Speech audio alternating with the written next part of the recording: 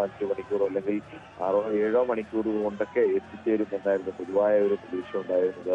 രാത്രി 9 മണിക്കോ 10 മണിക്കോ ആലപ്പുഴയിൽ എത്തുമെന്നും രാത്രിയിൽ അദ്ദേഹത്തിന്റെ വീട്ടിലേക്ക് അദ്ദേഹത്തിന്റെ ശരീരം എത്തിക്കുമെന്നും രാവിലെ അത് പാർട്ടി ഓഫീസിലേക്കും പിന്നീട് ജനങ്ങൾക്ക് വേണ്ടി പൊതുദർശനത്തിന് എത്തിക്കുന്നതിന് ശേഷം സംസ്കാരം, അതായിരുന്നു പാർട്ടിയുടെ ഒരു തീരുമാനം.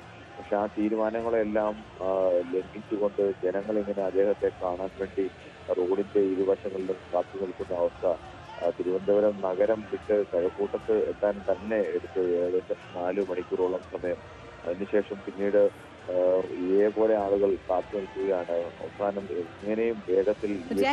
കിരൺ, ഇപ്പോൾ DC ഓഫീസിന് മുന്നിൽ നിന്നൊക്കെയുള്ള കാഴ്ച നല്ല മഴയുണ്ട്, കൊടകൾ ഉയർത്തി പിടിച്ചിരിക്കുന്നത് നമുക്ക് ദൃശ്യങ്ങളിൽ കാണാം. അത്രമാത്രം ആളുകൾ ഈ മോശം കാലാവസ്ഥയിലും അവിടെ തമ്പടിച്ചിരിക്കുകയാണ് VS-നെ അവസാനമായി ഒരു നോക്ക് കാണാൻ. കാലാവസ്ഥ വലിയ പ്രശ്നമാണോ ഇപ്പോൾ അവിടെ? നമുക്ക് ഇന്നലെയൊക്കെ വിലാപയാത്ര നടക്കുമ്പോൾ കാലാവസ്ഥ പോലും, പ്രകൃതി പോലും VS-ന് വേണ്ടി മാറി നിൽക്കുന്നു എന്ന് തോന്നിപ്പോകുമായിരുന്നു.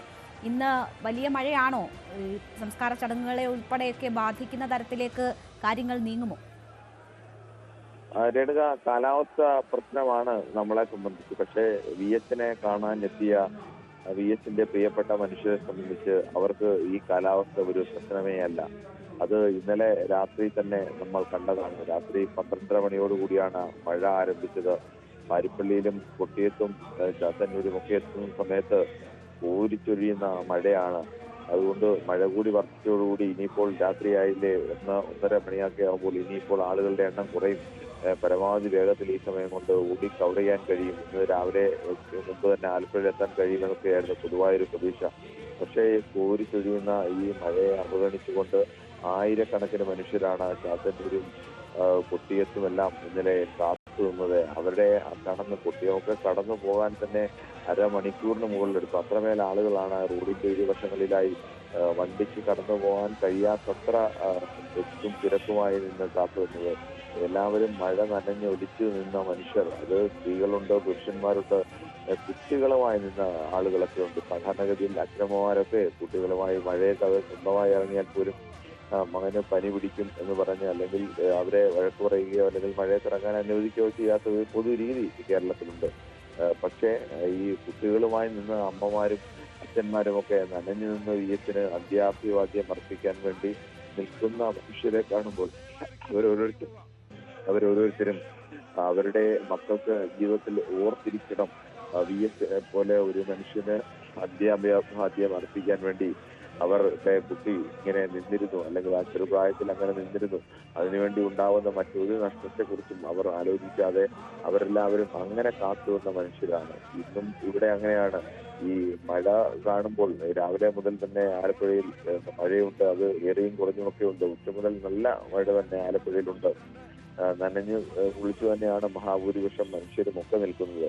ചിലപ്പോൾ ഇതിന്റെ സംഘാടകരായി നിൽക്കുന്നവർക്ക് മറ്റുള്ളവർക്കൊക്കെ ഈ മഴ ഒരു പ്രയാസമായിരിക്കും. അല്ലെങ്കിൽ ക്രമസമാധാനത്തിന് നിൽക്കുന്ന പോലീസുകാർക്ക്, വാളണ്ടിയേഴ്സിനൊക്കെ ചിലപ്പോൾ ഈ മഴ ഒരു പ്രയാസമായിരിക്കും. പക്ഷേ VS-നെ അവസാന നിമിഷം ഒന്ന് കാണണം. ഞങ്ങളുടെ പ്രിയങ്കരനായ നേതാവിനെ, അവർ ഹൃദയത്തോട് ചേർത്ത് നിർത്തിയ അവരുടെ എക്കാലത്തെയും പ്രിയങ്കരനായ നേതാവിനെ ഒരു തവണ ഒന്ന് കാണണം. നേരിട്ട് കണ്ടില്ലെങ്കിൽ ദൂരെ നിന്നെങ്കിലും വാഹനമെങ്കിലും ഒന്ന് കാണണം എന്ന് ആഗ്രഹിച്ച് ഇവിടെ എത്തിയവർ, കാസർഗോഡ് നിന്നെത്തിയ എത്രയേറെ മനുഷ്യർ, കണ്ണൂരിൽ നിന്നെത്തിയവർ, പാലക്കാട് നിന്നെത്തിയവർ, എനിക്ക് തോന്നുന്നു നമ്മൾ കൃത്യമായ ഒരു കണക്കൊന്നും നമുക്ക് പറയാൻ കഴിയില്ല എങ്കിൽ പോലും നമ്മൾ കണ്ട മനുഷ്യരിൽ, പരിചയപ്പെട്ട മനുഷ്യരിൽ, ചോദിച്ച മനുഷ്യരിൽ വടക്കൻ ജില്ലകളിൽ നിന്ന് കാസർഗോഡ് നിന്നും കണ്ണൂരിൽ നിന്നും പാലക്കാട് നിന്നുമാണ് ഏറ്റവും കൂടുതൽ ആളുകൾ എത്തിയത് എന്ന് തോന്നുന്നു. നമ്മൾ കണ്ട കൂടുതൽ ആളുകളുമൊക്കെ വീട് എവിടെയാണ് എന്നൊക്കെ ചോദിക്കുമ്പോൾ അത് കണ്ണൂരാണ്, കാസർഗോഡാണ്, പാലക്കാടാണെന്ന് പറയുന്ന ഒരുപാട് മനുഷ്യർ, അങ്ങനെ കേരളത്തിന്റെ വിവിധ ഭാഗങ്ങളിൽ നിന്ന് എത്തിയ മനുഷ്യർ, അവരൊക്കെ ഇന്നലെ രാത്രി VS-നെ കണ്ട് അഭിവാദ്യം അർപ്പിച്ച്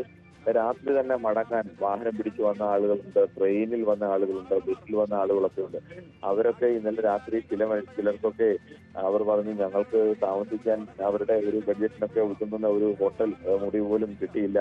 അവസാനം റെയിൽവേ സ്റ്റേഷന്റെ സൈഡിലൊക്കെ പോയിരുന്ന് ഉറങ്ങുകയായിരുന്നു. രാവിലെ അവിടെ നിന്ന് പ്രാഥമിക കൃത്യങ്ങളെ കഴിഞ്ഞ് ഞങ്ങൾ വീണ്ടും നേരെ ഇവിടേക്ക് എത്തുകയായിരുന്നു എന്ന് പറയുന്നു. ഇവിടെ VS-ന്റെ മൃതശരീരം വഹിച്ചുകൊണ്ടുള്ള വാഹനം കായംകുളത്ത് ജില്ലാ അതിർത്തിയായ ഓച്ചിറ കടക്കുമ്പോൾ തന്നെ ഏകദേശം വേലിക്കകത്ത് അദ്ദേഹത്തിന്റെ വീട്ടിൽ ക്യൂ ആരംഭിച്ചു കഴിഞ്ഞിരുന്നു. അവിടെ നിന്ന് പിന്നെ എത്രയോ മണിക്കൂറുകൾ കഴിഞ്ഞാണ് ആലപ്പുഴയിൽ ഇത് എത്തിയത്, വേലിക്കകത്ത് വീട്ടിൽ മൃതശരീരം എത്തിയത് എന്നത് ആലോചിക്കണം. പക്ഷേ അപ്പോൾ തന്നെ ഇവിടെ ക്യൂ ആരംഭിച്ചു കഴിഞ്ഞിരുന്നു. പാർട്ടി ഓഫീസിന് മുന്നിലും അത് വേലിക്കകത്ത് വീട്ടിലുമെല്ലാം ഏകദേശം ഉച്ച മുതൽ തന്നെ 12 മണി മുതൽ തന്നെ വലിയ ക്യൂ, അതും ദീർഘമായ ക്യൂ.